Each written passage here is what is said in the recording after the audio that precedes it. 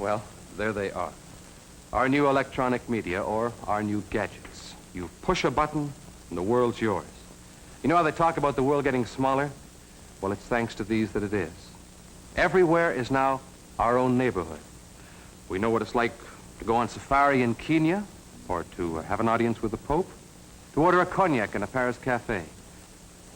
But not only is the world getting smaller, it's becoming more available and more familiar to our minds and to our emotions. The world is now a global village. A global village. Well, if the appliance store is the symbol of the age we're living in now, what about the symbol of the age just past? Because in contrast to all of this, we used to have just one medium, or one gadget, if you like. John? Come on around.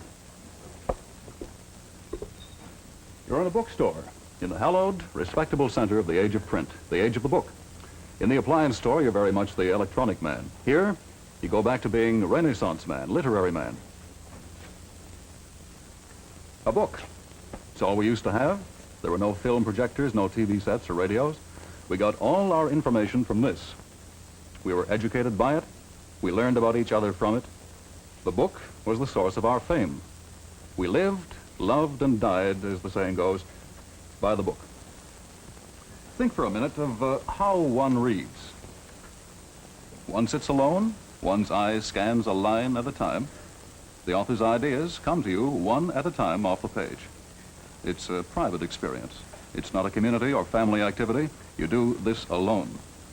The electronic media haven't wiped out the book. It's read and used and wanted, perhaps more than ever.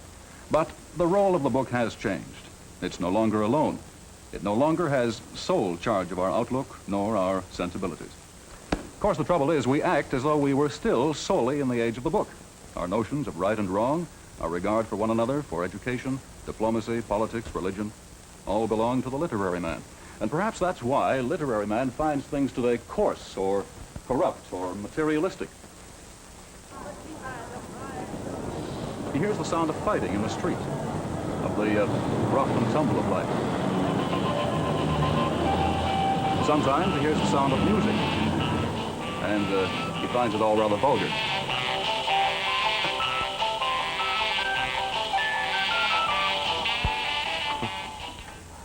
With me now is Marshall McLuhan.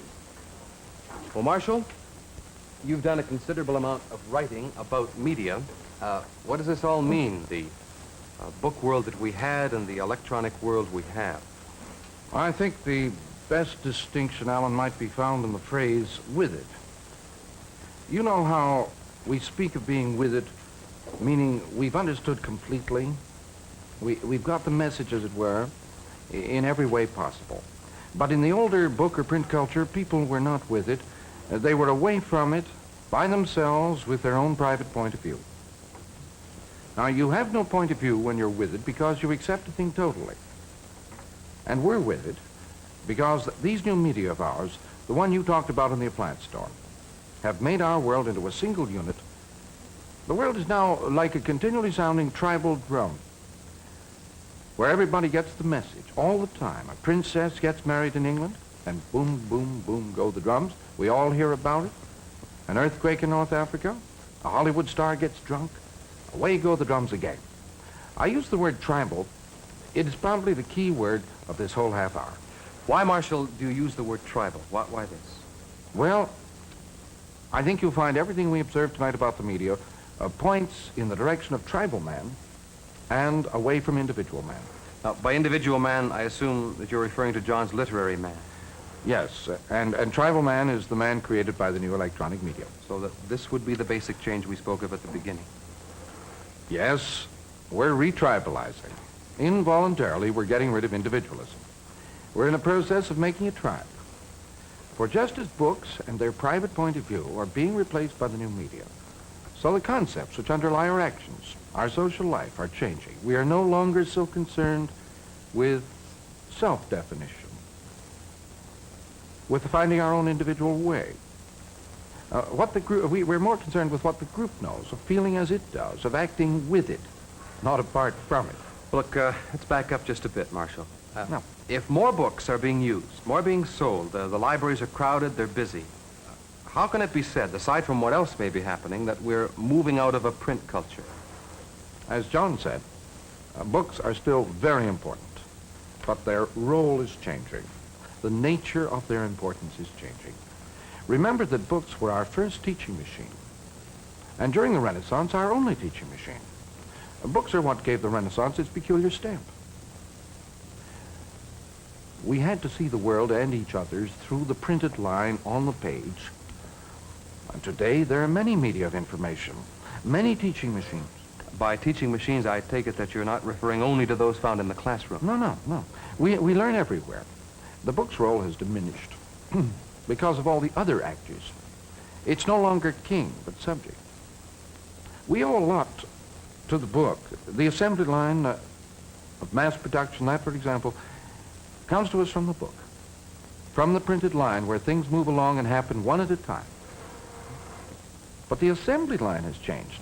It is no longer one thing at a time, but wherever possible, everything at once. 40 or 50 operations happening at the same time, controlled and synchronized exactly by preset tape. Notice the shift in the image. From the assembly line stretched out, events taking place one at a time, to the modern automated industrial complex where things happen all at once. Bang. Not a line, but a field. And this applies not only to products, but to people. The line, the individual event, was the book. The field, the all-at-once, tribal drum, the new medium. Yes, but I mean, our media, is any medium that strong that it can affect our lives and our whole outlook, Marshall? Aren't media, as I think most of us feel, on the edges of life? They can be taken or left alone. Well, Alan, we've seen how print affected all aspects of our lives. Industry, education, the concept of the modern army, even our managerial class is a product of print culture. So is the idea of romantic love. The media are at the heart of our life because the media work through our senses. And print is a medium. It changed our sense makeup from what it had been in the Middle Ages. And now certainly these other media will do the same. They, the photograph, movies, radio, TV, all these change at once the way in which we see or hear or touch or feel ourselves and our world. A slight change of one of our five senses alters the ratio among the rest. People suddenly begin to want and appreciate different things. They begin to think differently. All right, but let's get back to your earlier word, tribal, Marshall. Why should all of this talk about media mean that individual man is on the way out and tribal man is on the way in? I mean, why is the big change taking place? To answer that, let's get back to the teenager, for he illustrates the changes brought about by media in the clearest way, especially if we contrast the teenager with his old-time contemporary, the adolescent. Whoa. You mean there's a difference between the adolescent and the teenager? Yes, and I'd say it's the same kind of difference as that between book culture and the electronic era. The adolescent corresponds to the world of the book, the teenager to the electronic era. The adolescent is seeking self-definition, seeking to isolate his uniqueness from that of others, seeking to relate his self to others. The adolescent knew he wasn't an adult. He knew he was in life's waiting room, that his life was not really real life. That would begin only with adulthood.